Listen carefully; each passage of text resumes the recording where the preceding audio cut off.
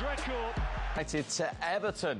The corresponding fixture on December the 1st was Amorim's first Premier League game that he won. The problem is he's only won 3 since. Let's see how he's feeling ahead of this one. Ruben, one change from last week with ManUtd. What's the thinking behind that? No, we try to find the solutions to win games. Tottenham, Everton, they are 2 teams completely different. We know that here we have to win a lot of second balls, a lot of duels, and we'll try to put our team in the better moment to win a game. You seem very happy with training this week and how things are developing on the training pitch. The challenge, I guess, now to take it onto the pitch on a match day. What particular improvements do you want to see from your team? It's the normal things. Is that we prepare the game and we know that it's going to be a very physical game. So I want to see a team that is ready to cope with that game. And then we have to improve the way we play with the ball, our positionings, especially the ability to have the ball even under pressure. So it's the small things, it's the big things. And when you have time to train, you control a little bit more the process. But like I said in the press conference, one thing is to see in trainings, then we have to show on the game. This United's final game at Goodison Park, Everton are in great form. How do you think they differ tactically to what you encountered in your win at Old Trafford in December? It's completely different, and I remember the game was like I think the second game. We had a little bit luck in the game. We scored all the goals from 1 set pieces and 3 transitions. So today is not going to happen. We have to be better. Like we compared to that game, it's a different team. They are full of confidence, but we want to win and we want to play. It's simple as that. We want to be better, and we need also the 3 points. Thanks for your time. Thank you very much. And they need also to score more goals, just 28 of them in the Premier League this season, the 5th lowest scorers in the entire division. Rasmus Højlund leading the line again today, 2 goals in 20 Premier League matches for the 22-year-old. We're just talking about Beto's service. Do you feel a little sorry for him when he's played in terms of the chances created for him? Yes, in that respect, but in the other respect, the must-dos for a striker, I don't think he does. Even look at that day. What doesn't he do, Righty? Well, he doesn't. Like, for instance, this is a play where he's got space, he's got a defender behind him, he's got to make the work so he can get that ball into that space so he can keep the ball moving, keep hold of the ball. So when you look at what he's doing, again, you want your striker to at least be doing the basics right. For me, he's just got to keep that. You know, the same with this situation here. He's coming down onto his left foot in an area where he's got to get that under control and shoot quickly. But I think that his confidence is so low, everything seems to be very hesitant with him. When you look at how he's playing, his confidence is very low. This is a great opportunity for United to break. If he controls it, look at the space around him, look at Garnacho. He just needs a decent touch into the space and they're away. This is kind of a must-do for a striker to be able to do, because you're getting that kind of time in an area of the field where you have to be in control of that ball. You have to get that, then you have to get it to Garnacho. And I think that his confidence is so low, it's affecting the whole of his game in any area of the field, and you can see it now. It's strange, isn't it? Because when your confidence is low, you start trying to do everything quite methodical. That last clip there, he's facing his goal. Most players would almost be on the half turn. You take the ball in one movement and then you pass it. So it's one touch and then pass. He is controlling with his chest, it then drops to his feet, and then he turns. It's like, come on, hurry up, let's do it. And that's just confidence. You're so confident, it's like, right, get a good touch, so you really square up to it. Let's take a good touch. Right, now that touch is good. Let's now do Premier League movement. I feel sorry for him as well. There could be a good player in there. I'm so hesitant to rule any Manchester United player out. What I've seen, I don't really rate. But look at all Manchester United players that go somewhere else, all of a sudden they turn out brilliant. Anthony's now ripping it up in Spain. You know, Marcus Rashford probably played better in his first half game than he had all season for Manchester United. These players, I think, are good players, but for the last 10, 12 years, as I've said before, Manchester United turning every player into poor players at the moment. So I'm hesitant to say, oh no, that's a poor signing. He could be good. What about the other end? Not showing it. What about the other end while you're here? Erik ten Hag make a big call. David De Gea out. Andre Onana in. So he's not Amorim's goalkeeper, but obviously he's United's #1 at the moment. Where are you with him, Tim? Well, I think the jury's out on him because he's just... There's too many fundamental mistakes. When you look at, his opposite number, Jordan Pickford, there was a bit of chaos to his game, and so sometimes there was errors, and he's started to atone for those. With Onana, you're just seeing hand shape, you're seeing leaving balls in bad areas, and it's consistent. So I think there's a worry there, because he's actually now at an age where that development should have happened years ago. This isn't something that can be corrected kind of overnight. So I think Amorim would probably likely change that, not immediately. I don't think that's top of the priority list, but there is some issues there in terms of conceding easy goals. He's a goalkeeper, Mike. I don't know what you think. If I'm playing, I wouldn't mind playing against him, because I feel, we've seen him make great saves, but I just feel that I'll get something off of him. It's the kind of goalkeeper that when you're playing, you say, I'm going to follow things in.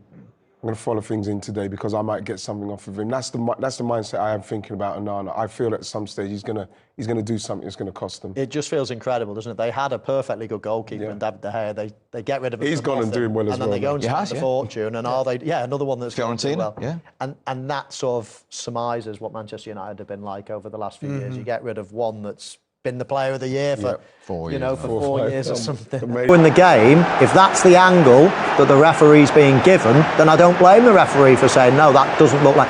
But he's not been given the angle. He needs to be given that angle from behind the goal, the high behind, zoomed in. From that angle, it just looks like a dive. I agree with the referee. Can't give a penalty on that evidence.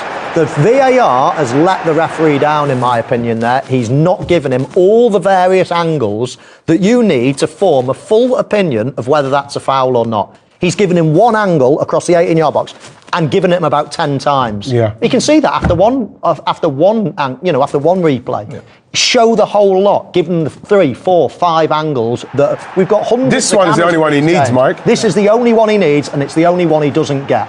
He could have had the one from behind the goal as well. See that camera in the net? Bottom left there, in the net. He could have had that one as well. This one. He could have had that one as well. There's 2 angles that showed the shirt pull. Not one of the replays showed the shirt pull. And he's just going from side on when it didn't look. He's going from this one every single time. Doesn't look like a foul. Don't blame him for not giving it on VAR. Crazy decision. VAR is to blame, not the referee, not the referee at all. The VAR didn't give him the right angle. Who's on VAR? That's who's to blame. Look, if he saw all of those, he clearly wouldn't have said that that's a clear and obvious error. It's a penalty. So, and listen, it was a really exaggerated dive by Ashley. Let's get it right. It was the worst dive ever. He's pulled his shirt and his legs have gone over. It was the worst dive ever. But Ashley Young is amazing at it. So whether it's a penalty or not, I'm sort of still debating. It was a tiny tug. Was it a pen? Was it or not? What I'm most disappointed at is the referee hasn't been given the clearest angles to make an informed decision. That's what's got my goat. Okay, and we can tell that. And if he'd seen that particular angle, you would think he wouldn't deem that clear and obvious. Yeah, but when we saw that, because like we said, we thought the dive was really acrobatic. But like when we saw this, we thought, once he sees this. If you're sent to the monitor and see this, which he didn't, you stay with your decision, righty, do you? Probably, yeah. You would, because when you look at it from that angle, like Tim said, even Harry Maguire's hands around him, it doesn't look like it's nowhere enough to make Ashley react like he did. But those two, Ashley's felt the pulls, and that's why he's gone down. Do you know what would have happened, righty, is he wouldn't have gone to the monitor. VAR didn't see that. Yeah. And so VAR would have looked at it and thought, shirt pull, then okay, if that's what you've thought, then they wouldn't have even sent How haven't they seen that when we've seen believe that? He just kept looking at the same angle. I'm like, please, show the next one, show the next one. And 10 replays later, same one, and they've not even... And then 30 seconds later, he is a dive because his legs go up and you can quite clearly see he's not touched his legs. So you're probably thinking, I've probably made a mistake here. You're thinking... Yeah, from that angle that the referee saw, he couldn't see De Ligt pull him, and the foul was on De Ligt. So, which makes me believe that the referee didn't give the penalty for shirt pulling. Right. Because if he had seen the shirt pull, he would have said, "Hang on, no, I saw a shirt pull, not that." That's a good point. So it makes me believe that the referees bought the dive as if it was a trip. Right. But that's what VAR are there for, to assist him. Mike, you need to get a if you start the game without the first half and losing 2-0, it's a good point. But we need to win 3 points and we need to play all the game. Is that the most disappointing part, the fact that you managed to find yourself in a position to be 2 goals down heading into the second half? Of course, but that is not the worst part. The worst part is that we have the free men. We are losing ball without any pressure. I mean, we are not doing what's supposed to do, and then it's really hard. And then we suffered 2 goals in second balls, and that was clear that they will create that chances by second balls. We were soft. How do you go about fixing those problems that you're seeing? In training, we continue to do the same. That's why in the second half we didn't change nothing. We have to do the same thing, but in a good way. The 2 goals that were scored today both came from set pieces. Is scoring goals in the team still an issue for you? Yes, not just scoring goals, but also create a lot. Scoring goals in the team still an issue for you? Yes, not just scoring goals, but also create a lot of chances. We have to improve on that. But last game also we had chances. This game also we struggled with the scoring goals. Everyone can see that you so desperately want to make a success at Manchester United. Why haven't you been able to do that consistently so far with the results? I don't know. If I know, I will change it. We have to continue to think in the next game, and everything we do during the week, we have to use it in the game. And if we do that, we are near to win games like we did in the second half. If we don't, we are not going to win. How can you make this team better then between now and the end of the season? In this moment, we need to focus on day by day. We need to survive this season. That is clear, and then to think ahead. But we have so many problems, and then when you go to the game and we let the time pass, it's really hard. Of course, I don't want to say just the negative part. The second half was so much better, and you believe. And in the end, I think we were near to win this game also. Thanks, Ruben. Thank you. Well, 20 minutes to go. They were still 2-0 down. Then the Bruno Fernandes free kick gave them hope. Goalkeeper's point of view in terms of Jordan Pickford here, Tim? Well, I think there's a point in time right now where that ball is too close to the edge of the box.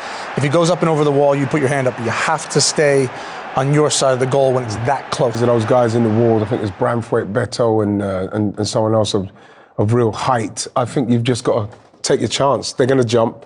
If he could get it over